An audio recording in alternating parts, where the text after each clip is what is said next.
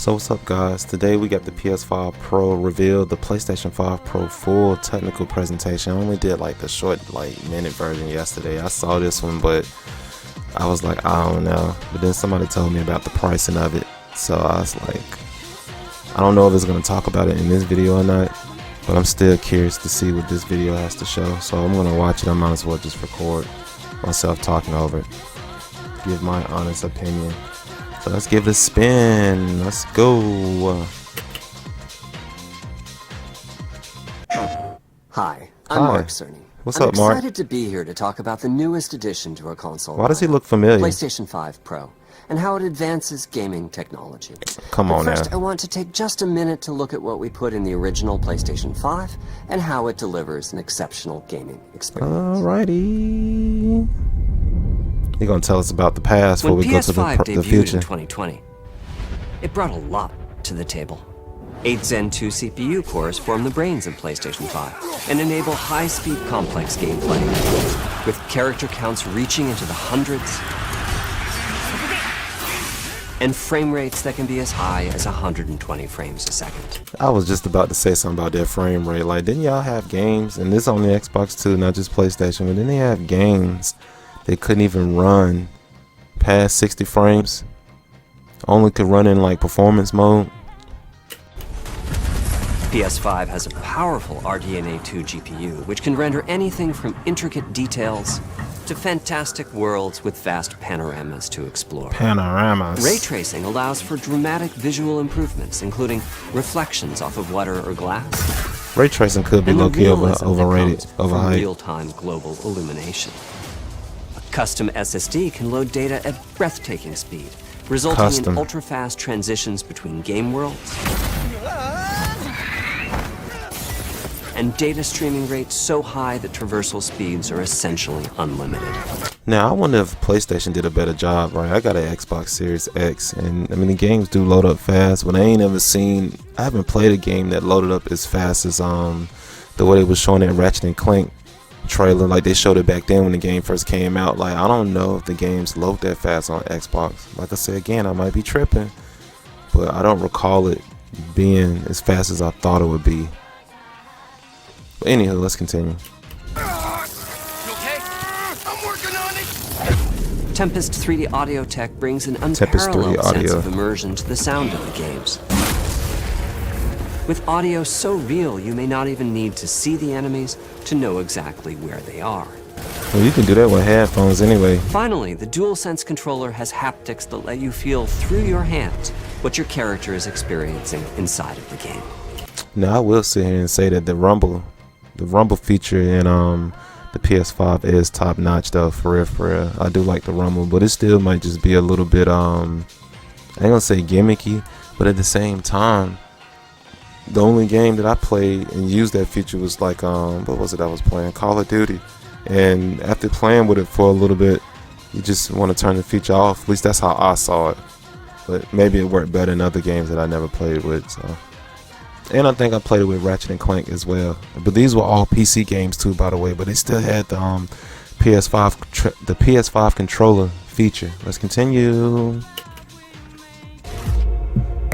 It's wonderful to see such variety and richness of game experience. And this dude really looks familiar. Creators have made amazing use of the hardware capabilities, but when I talk to them, I do hear about their desire for more graphics performance. The dreams of the developers are bigger than can be supported at 60 frames per second, and that leads to an aspect of modern gaming that we're all familiar with. Graphics mode. Modes. It can be a difficult choice for players. Uh-oh, no choice no more? Fidelity modes emphasize the visuals, typically through higher resolution rendering. These modes might also have enhanced detail or use more ray tracing. But the games only run at 30 frames per second. The visuals can be choppier and the controls less responsive. Performance modes emphasize frame rate and interactivity, typically choosing to run at 60 frames per second. Side by side. Mainly by reducing the graphical detail until those frame rates can be achieved. Uh-oh, I was just finna say, but this is how it stopped, right? Performance mode and fidelity. I don't know, bro. I'm not seeing too much big of a difference. My whole thing is how many people even got TVs that's gonna run past 60 frames, or really how many people using a monitor. Like I'm using a monitor right now to watch this, so I don't know. Continue. When asked to decide on a mode, players are choosing performance about 3/4 of the time. Removing that decision, or at least narrowing that divide, is one of the key targets for PlayStation 5 Pro. I wonder why. You know the reason why? Because them graphics ain't really necessarily all that necessary. All we want to do is play the game. Like I play my PC all the time, and I know I don't care as much about the graphics. The graphics still look nice, looking good, I guess, but the performance, that high frame rate looks good too to the eye. So that's attractive as well. Let's continue. We want to give players the graphics that the game creators aspire to, at the high frame rates that players typically prefer. To do that, PS5 Pro substantially improves over PlayStation 5 in 3 ways. Here's what we call the Big 3. The Big 3. First, we made the GPU much larger and increased the speed of the memory it uses. Faster RAM, 20%. Is rendering that's up to 45%. 45%, okay. Second, we made major upgrades to the ray tracing, taking a streamlined and accelerated approach that allows calculation of the rays at double or even triple the speeds. I think ray tracing will be a bigger thing in the future, though. I think right now it wasn't that big of a deal. You know, I don't know. If you playing online, like, isn't it harder to run ray tracing in a multiplayer game than a single player game? So, I don't know. But let's continue. PlayStation 5. And finally, we added custom hardware for machine learning and an AI library called PlayStation Spectral Super Resolution, or PSSR for short. PSSR analyzes the game images pixel by pixel. Hey, look, let's break that down because that's just too much to remember for people who ain't gonna remember it anyway. And can add an extraordinary amount of detail, which boosts the effective resolution of the games. Game creators are adding PS5 Pro support to new and existing titles, and with the Big 3 involved, the results can be pretty amazing, with graphics showing something like fidelity levels of detail, but at double the frame rate. Here's The Last of Us Part 2 running on PS5 Pro. It has huge amounts of detail and targets a super smooth 60 frames per second. Let's compare this to the fidelity mode on PS5, which is only running at 30 frames per second and is therefore much choppier. Yeah, I can see the difference. This goal of delivering almost fidelity-like graphics at performance frame rates has been achieved for a broad set of titles, including Marvel's Spider-Man 2. I never played that game.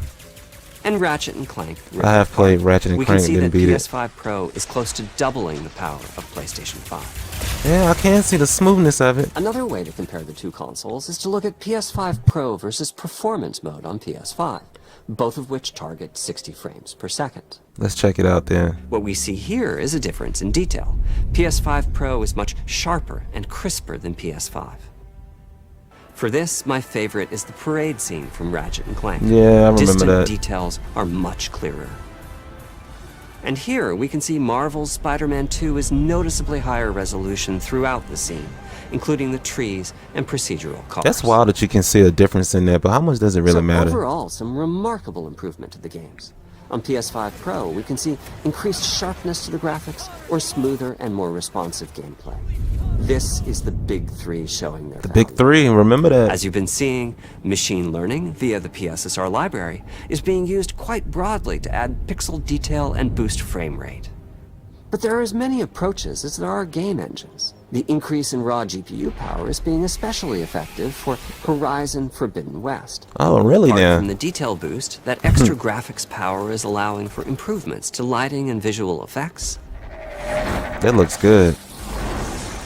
Ooh. As well as to the hair and the skin in cinematics. Open up, guys. Man, we can't do that for you. Open up, Ray guys. tracing is finding broad usage as well, particularly when the games are focused on higher frame rates. The faster hardware in PS5 Pro can make a real difference. Allowing Gran Turismo 7 to add ray-traced reflections between the cars in gameplay, while continuing to support their targeted 60 I'm not even gonna lie, this low-key kind of boring. That boost in ray tracing is also delivering big wins for Hogwarts Legacy. That looks nice though. allowing not only for better reflections and a greater variety of reflective surfaces, but also for further realism in the casting Now, of shadows. what is next generation games gonna look I like? hope you've enjoyed this run-through of the technology behind PlayStation 5 Pro. Simply put, it's the most powerful console we've ever built, and a worthy addition to the PS5 family. I want to say something right quick before we move along. That was 7 minutes in this video. It dragged on a little bit too long. It felt kind of boring a little bit, but I mean, it got the point across. I don't know, man. You paying what? They haven't said the price in this trailer, but I heard the rumors and people talking just yesterday that it was going to be like 700, or maybe it's 800. I don't know how much it's supposed to be, but if I had to pay that much for that little of an upgrade, and it's just to me now speaking how I feel, I don't know. I don't think it's too much of a big deal to me. Let's continue. Let me wrap this up by giving you a quick look at a number of games running on the new console. All right, let's check it out. Hey, man, it gets exciting.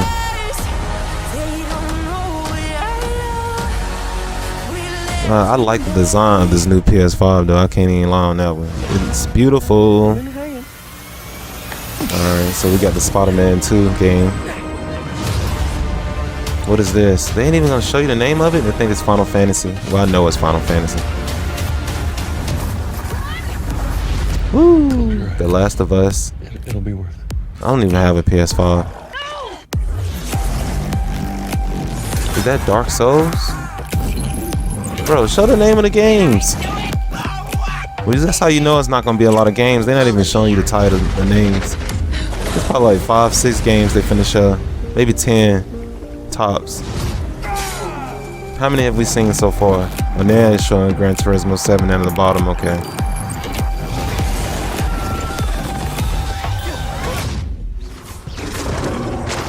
Get out the way. Have we seen, what, 6 different games so far?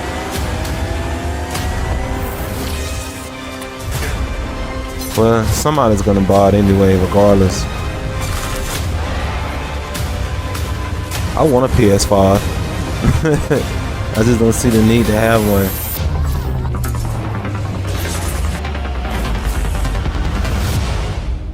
PS5 Pro vertical stand sold separately. There's the price. That sold was $699. I thought somebody said, yeah, well, yeah, that's still $700. Hey, look, they slid that one in fast. Let's go back to it. They didn't talk about that. They just showed you price. They showed you the price. Hey, well, hey, guess what? $699.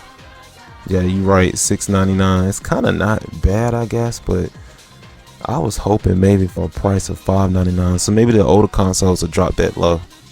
But I don't want that big ass PS5. I don't want the small one. Look at the controller beside it. Look how small the system is. That's how you want your PlayStation 5 to look. The other one's just too big, man. It just is. And then, like I say, you know, I said I'm out, but I'm gonna just go through this part again one more time. They ain't show enough games to me that's gonna be running on this feature. It's looking like it's just like the main PS5 games, like first party. But I don't know, man. I guess if I had to be 100% honest, unless you just want a PS5 Pro or whatever, I don't see no need. I really don't. Like, if you play on PC, you already used to the graphics not being top notch if you don't even have a high performance PC. And I still have a good time on this computer, believe it or not. I thought my computer was outdated at this point, but it gets me by. I can play any game I want to, so that's enough for me. What do you really want? And you still gotta remember, they still didn't show no online games either. Now, let's not forget that they did not show an online game. I don't think so. Now, all of these are just like single player games. So when they talk about these games, they're talking about your single player experience. And I guess the truth of the matter is, how many people, I'm not saying people don't play single player games, but how often do you just play single player games? What about the multiplayer? What they gonna look like with all of these features? And that's what they ain't talking about. So yeah, it is what it is. I ain't mad at it though. Shoot, if I had to sit here and knock the Xbox, I would for them too. Like, it just is what it is. I'm not falling for it. Any of the gimmicks or the slight gimmicks. And then at the same time, I want to see what the Xbox got to offer, because you know they got to come out with an updated version of their consoles as well. I'm assuming they will. So anyway, if you made it this far, please like, subscribe, hit the comment section below. Let me know how you feel about the PS5 Pro and the pricing and everything that come with it. Take care.